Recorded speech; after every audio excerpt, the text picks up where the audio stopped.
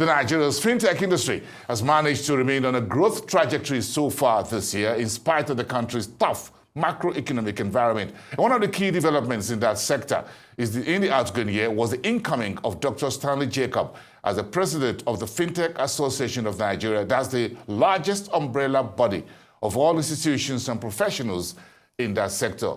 Dr. Jacob is live here with me in the studios tonight on Arise Exchange. Good evening to you, sir. Congratulations on your election as the new president of Fintech Nigeria. Good evening, boss, and thanks for having me. Thank you so much, and congratulations to you and the rest of your team. But let's get on. Give me some insights into your sector performance so far.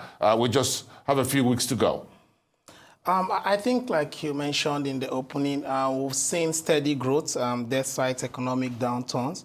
As of 2023, we've had over 217 fintech startups in Nigeria, and this is up from 74 we had in 2017. That's six years ago.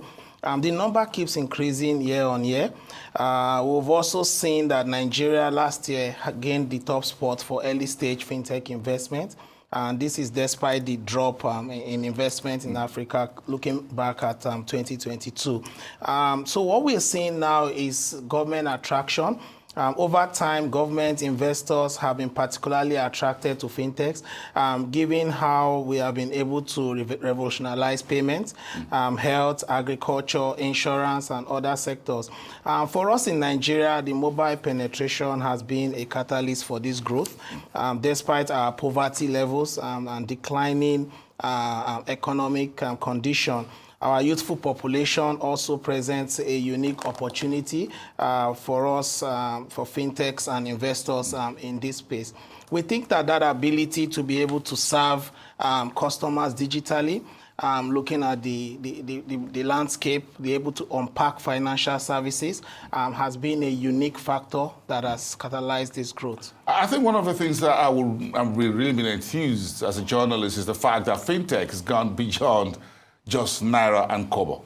It's now gone into medicine, healthcare, agriculture, and elsewhere. Do you see that as changing the landscape for the industry in the future as to be able to impact other sectors beyond tying technology to the banking, financial services, payment system? Absolutely, Bosun. I think that payments will continue to grow. Fintech services will continue to grow. Our obligations as stakeholders in the industry is to ensure that we maintain resilience in the face of this growth. Looking forward, what we'll see for the future of fintech is that it is quite bright. Right? We should expect to see more around how fintechs would expand into new use cases. We've seen health tech, prop tech, insurance. We've seen a lot around agro-tech. These sectors represent how fintech have been able to go into specific sectors and create micro markets. These micro markets represent segments of users that are widely adopting different use cases. That's what the direction will look like. And consequently, what you will see is financial inclusion and then economic inclusion. We think that the ability to unpack financial services is what distinguishes the fintechs from the traditional financial service players. That was very interesting. Give me your major issues for you at Fintech Nigeria for the year. I'm sure you folks are not immune to the wider kind of macroeconomic environment. Within the wider economic context of Nigeria, how did you folks survive the year so far? I think that it's not been easy. It's now a story of resilience. When you look at fintechs and the dynamic issues we're facing, first, you want to talk about governance. Governance is one thing we're trying to support as an ecosystem. How we are able to underpin the areas where fintechs are struggling is very critical for us, especially with some of the failures that we have recorded recently. The next is economic, the FX exposure. So we have a couple of fintechs, or a good number, being funded via FX from venture capital and the rest. This exposure remains there, especially for fintechs that are earning their revenues in Naira. So you always have this mismatch in currency. That in itself is a huge risk, and the fintechs are battling at this point in time. Profitability is another thing. We've seen a lot of fintechs not prioritize profitability. We think that fintech should prioritize profitability without compromising social good. That again, it's in itself, the more we continue to see everything free, there is a cost to service, and this could in the long term adversely impact the sustainability of businesses. Your industry is expanding almost on a daily basis. I guess I'm the only one who hasn't joined yet. But seriously.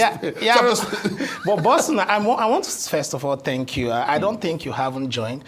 You were a pioneer member of the Governing Council of Fintech Association of Nigeria, and you played a very key role in rallying the media to come into the mainstream of fintech advocacy. Thank you. The rest of you who are key professionals in that sector have taken it a whole lot further. But my point about the daily expansion is like the universe keep moving on. And again, cybersecurity, issues around security of data protection and all that begin to come to the fore. Is that a major source of concern that the Fintech Nigeria Association is looking at? Is that part of the mandate that you'll be looking at in your tenure with your team? Absolutely, absolutely. First, I will say that Fintech Nigeria as an ecosystem body is highly diversified beyond fintech.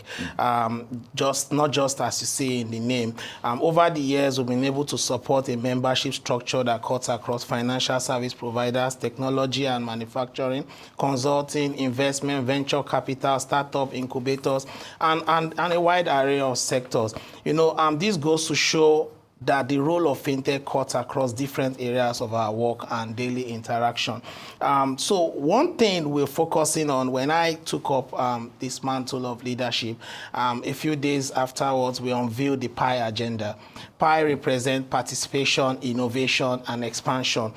We think that it is high time now for us to have more people participate and come into the mainstream. We need more stakeholders to play roles that can help position the fintechs well as a catalyst for unprecedented growth. We cannot achieve the $1 trillion economy without fintechs.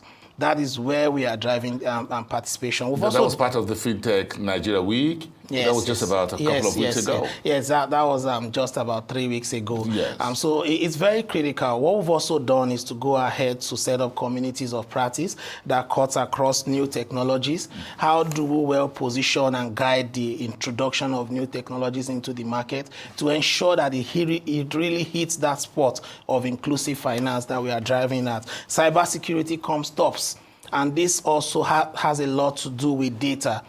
We have a lot of governance now. NDPR is there, but we need to ensure that there is enough socialization and there is compliance in this space. Policy and regulation, and having to engage the regulator on a constant basis to ensure that we fine-tune the policies, very key. And economic inclusion is very, very key for us.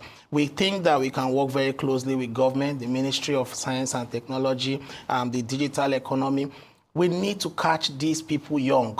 Our talent is our biggest asset, and we think that we will work with the government at the center to go around the 36 states and the FCT and ensure that at least there's enough coverage for the young people, both in our secondary schools and in our universities, especially now that STEM is gaining ground. It looks like a big pie you are building there. Very I hope big. I still have a share, even though give me your outlook for next year. I'm sure we're going to keep talking as you get a whole lot more boot on the ground with your team and see what you'll be doing into the new year. Give me 1 minute of that. So what I see is that we're going to see, we're not sure that investment into fintechs will expand, but we are seeing more fintechs reposition now to do real business.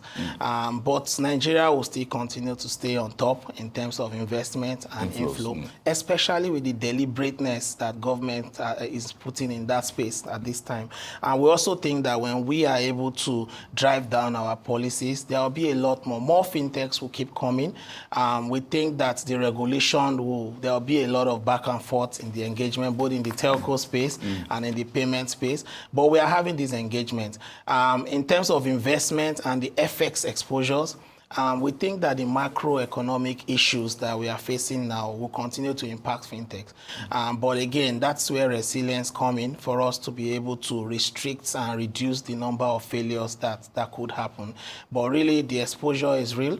We'll just have to keep that engagement going. And we've seen government playing the right roles and the right path, and we are keen into it to ensure that we support the ecosystem. Dr. Stanley, Jacob, you're just hitting the ground running. You're just a few days yes. in the saddle. Just 3 weeks. Just 3 weeks. Yeah. And this is one of your first television appearances. Absolutely. Thank you so much. We wish you all the best and the rest of your team. Thank you, boss. At Fintech Association of Nigeria. And we're going to touch base all the more as a member of the family. Definitely. Thank you, as a member of the family. Thank you so much. Have a good evening. Have a great evening.